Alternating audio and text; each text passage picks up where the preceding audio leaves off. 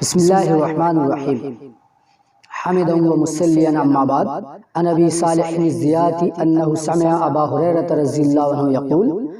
قال رسول اللہ صلی اللہ علیہ وسلم قال اللہ کل عمل ابن آدم له الا الصیام فانہ لی وانا اجزی بہ والصیام جنۃ واذا کان یوم صوم احدکم فلا يرفث ولا يسخب وَإِن سَابَّهُ أَحَدٌ أَوْ قَاتَلَهُ فَلْيَقُلْ إِنِّي امْرُؤٌ صَائِمٌ وَالَّذِي نَفْسُ مُحَمَّدٍ بِيَدِهِ لَخُلُوفُ فَمِ الصَّائِمِ أَطْيَبُ عِندَ اللَّهِ مِنْ رِيحِ الْمِسْكِ لِلصَّائِمِ فَرْحَتَانِ يَفْرَحُهُمَا إِذَا أَفْطَرَ فَرِحَ وَإِذَا لَقِيَ رَبَّهُ فَرِحَ بِصَوْمِهِ رواہ البخاری۔ ابو صالح حضرت کہتے ہیں کہ میں نے ابو ہریرہ رضی اللہ عنہ کو فرماتے ہوئے سنا، وہ کہتے ہیں یعنی حضرت ابو ہریرہ رضی اللہ عنہ کہتے ہیں کہ نبی کریم صلی اللہ علیہ وسلم نے فرمایا کہ اللہ تبارک و تعالیٰ نے فرمایا، کیا فرمایا اللہ تبارک و تعالیٰ نے؟ کل عمل ابن آدم لہو، ابن آدم کا عمل اسی کے لیے ہے، تمام کے تمام عمل ابن آدم کا اسی کے لیے ہے، الا الصیام، سوائے روزے کے۔ کیوں؟ فإنہ لی، اس لیے کہ روزہ میرے لیے ہے، وَأَنَا أَجْزِي بِهِ، اور میں ہی اس کا بدلہ دوں گا۔ یہ روزے کی فضیلت کے تعلق سے ہے، اور یہ حدیث کافی لمبی ہے، جس کا آخری ٹکڑا یہ ہے کہ لِلصَّائِمِ فَرْحَتَانِ يَفْرَحُهُمَا إِذَا أَفْطَرَ فَرِحَ وَإِذَا لَقِيَ رَبَّهُ فَرِحَ بِصَوْمِهِ، کہ روزے دار کے لیے دو خوشی ہیں۔ پہلی خوشی کب؟ کہ اذا افطر فرحا، جب وہ افطار کرتا ہے تو خوش ہوتا ہے، اور دوسری خوشی واذا لقی ربہ فرح بصومہ، کہ جب پروردگار سے یعنی اپنے رب سے ملاقات کرے گا تو اپنے روزے کا ثواب پا کر کے خوش ہوگا۔ اب سوال یہ ہے کہ ہم روزے کا ثواب کب پائیں گے، کب حاصل کریں گے؟ جب ہم روزے کو اس کے لوازمات کے اعتبار سے ہم پورا کریں گے، اور ہم اچھے طریقے سے جانتے ہیں کہ روزہ صبح صادق سے شروع ہو جاتا ہے اور سحری اس سے پہلے کرتے ہیں،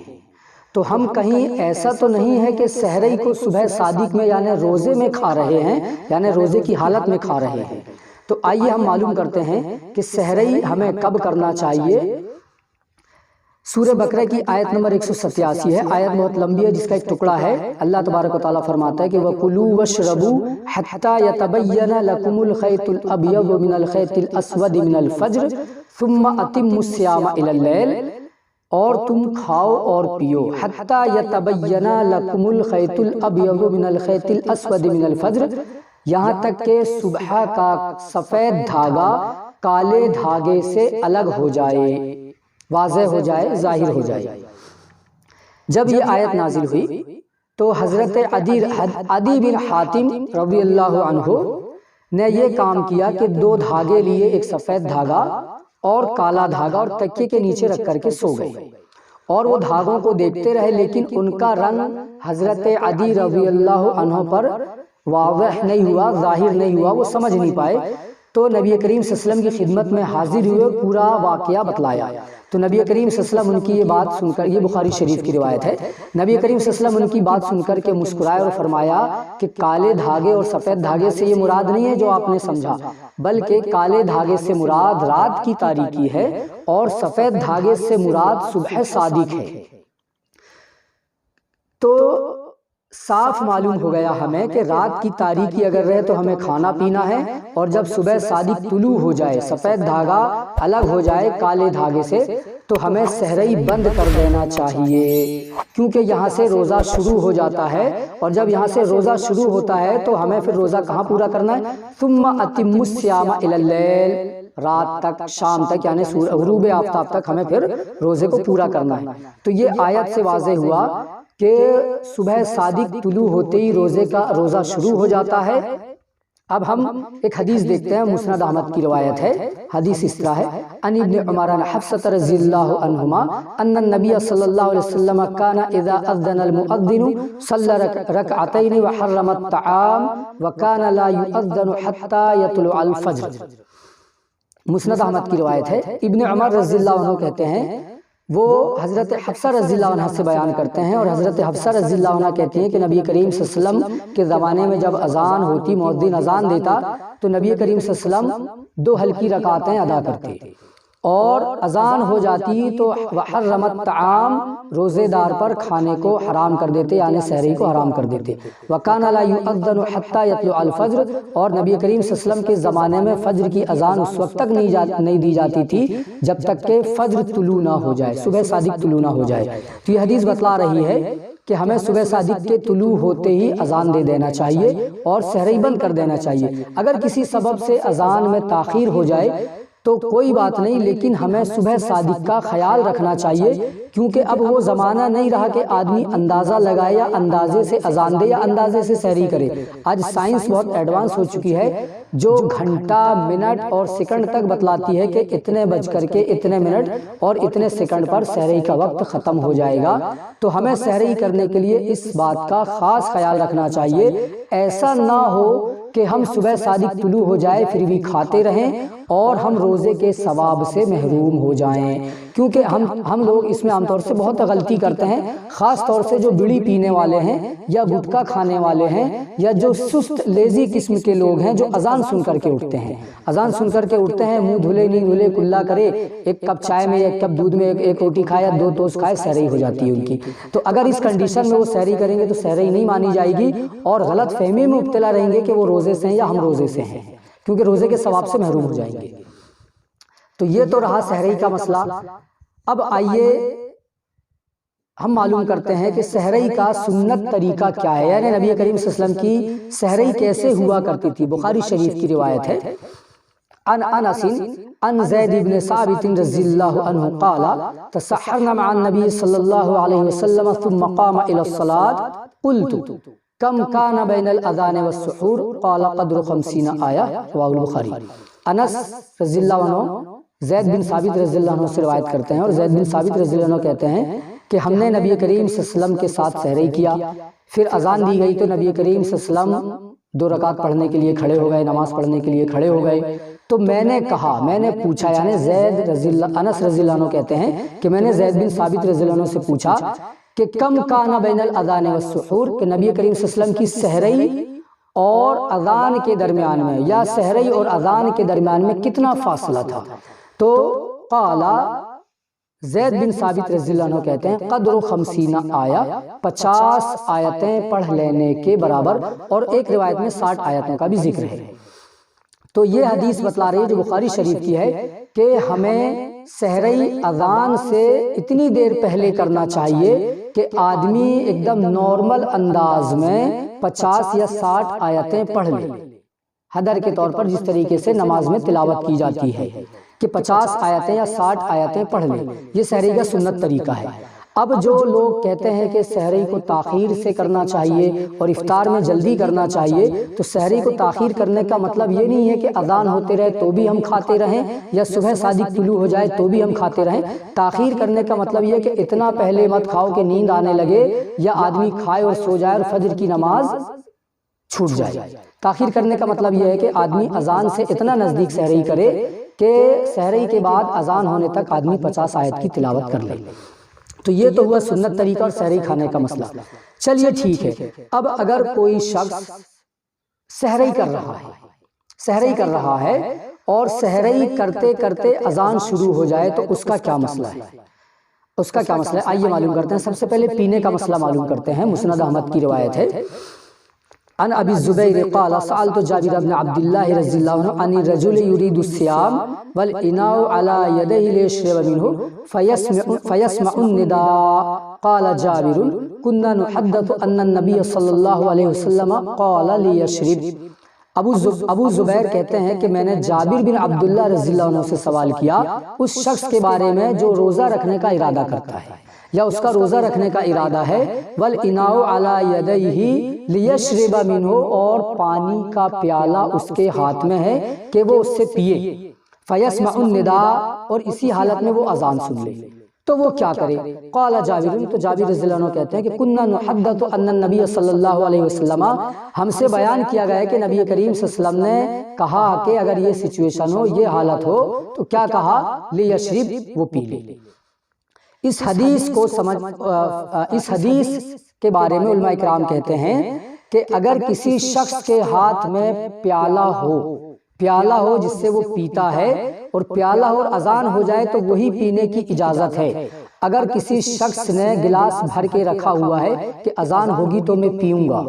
تو یہ طریقہ غلط ہے۔ جب بھر کے رکھ کر کے اذان ہونے کا انتظار کرنا غلط ہے، تو اذان شروع ہو جائے تو جگ سے پانی لینا یا گھڑے کے طرف جا کر کے پانی نکالنا یا فریج سے پانی کی بوتل نکال کر کے پینا، یہ بہت بڑی بات ہو گئی۔ صرف ہاتھ میں جو پیالہ ہے وہی پی سکتے ہیں ہم، اگر وہ پیالہ بھی نیچے رکھا ہوا ہے تو نہیں پینا ہے۔ یہ تو ہوا پینے کا مسئلہ۔ اب اگر کوئی شخص کھا رہا ہو تو وہ کیا کرے؟ مسند احمد اور سنن ابو داؤد کی روایت ہے، حضرت ابو ہریرہ رضی اللہ عنہ راوی حدیث ہے، عن ابی ہریرہ رضی اللہ عنہ قال قال رسول اللہ صلی اللہ علیہ وسلم اذا سمع احدكم النداء والاناء على يديه فلا يضعه حتى يقضي حاجته منه۔ ابو ہریرہ رضی اللہ عنہ کہتے ہیں کہ نبی کریم صلی اللہ علیہ وسلم نے فرمایا کہ جب تم میں سے کوئی شخص اذان سنے، اذا سمع احدكم النداء، جب تم میں سے کوئی شخص اذان سنے، والاناء على يديه، اور برتن اس کے ہاتھ میں ہو، فلا يضعه حتى يقضي حاجته منه، تو وہ برتن کو اس وقت تک نہ رکھے جب تک کہ اپنی حاجت کو پورا نہ کر لے۔ اس کا مطلب یہ ہے، اس کا مفہوم یہ ہے کہ اگر کوئی شخص کھا رہا ہے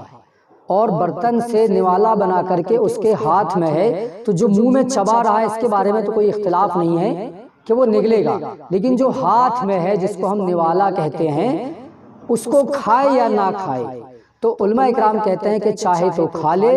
اور بعض علماء اکرام کہتے ہیں کہ وہ نہ کھائے، بہتر اسی میں ہے کہ وہ نہ کھائے۔ اب نوالے کے بارے میں اختلاف ہے کہ کھانا ہے یا نہیں کھانا ہے، اب پوری پلیٹ میں جو ہے اس کو بڑھانا تو بہت دور کی بات ہے۔ تو اگر ہم سحری کا خیال رکھیں گے اور صبح صادق کا خیال رکھتے ہوئے ہم سحری کریں گے تو ہی ہمیں روزے کا ثواب ملے گا، اور ہم اللہ تبارک و تعالیٰ کے سامنے حاضر ہو کر کے اپنے روزے کے ثواب کو پائیں گے اور خوش ہوں گے، اور اگر ہم غلطی کریں گے تو روزے کے ثواب سے محروم ہو جائیں گے۔ اب بہت سے لوگ یہ کہتے ہیں کہ کیا رمضان کا روزہ بنا سحری کے ہو جاتا ہے؟ ہوتا ہے جی، بالکل ہو جاتا ہے۔ سحری کے بارے میں بہت ساری روایات ہیں جس میں یہ کہا گیا ہے کہ سحری کا کھانا کھاؤ، بابرکت کھانا کھاؤ، سحری کا کھانا کھاؤ، اس لیے کہ سحری کرنے والے کے اوپر فرشتے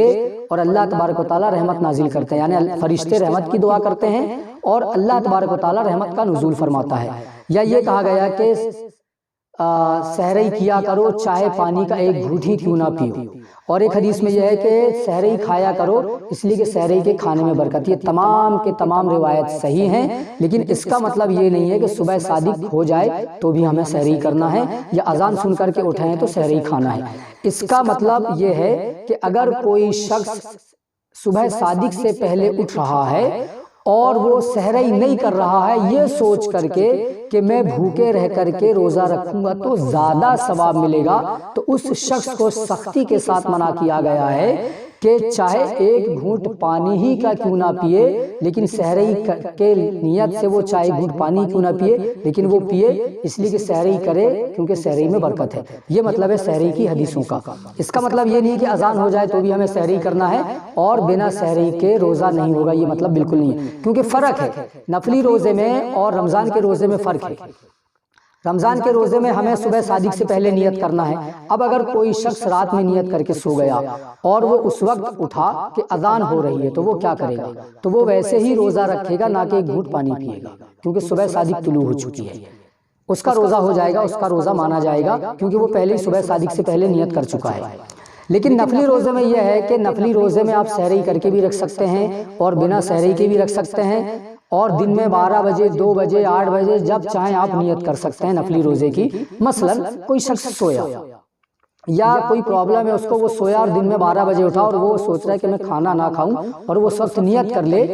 کہ میں آج نفلی روزے کو پورا کروں گا، تو وہ روزے کو پورا کرے گا، لیکن نفلی روزے کو توڑ بھی سکتے ہیں۔ توڑ دیں گے تو ہمیں کوئی گناہ نہیں ملے گا اور پورا کریں گے تو ثواب ملے گا۔ لیکن جو رمضان کا روزہ ہے جو فرض ہے اس کو نہ ہم جان بوجھ کر کے چھوڑ سکتے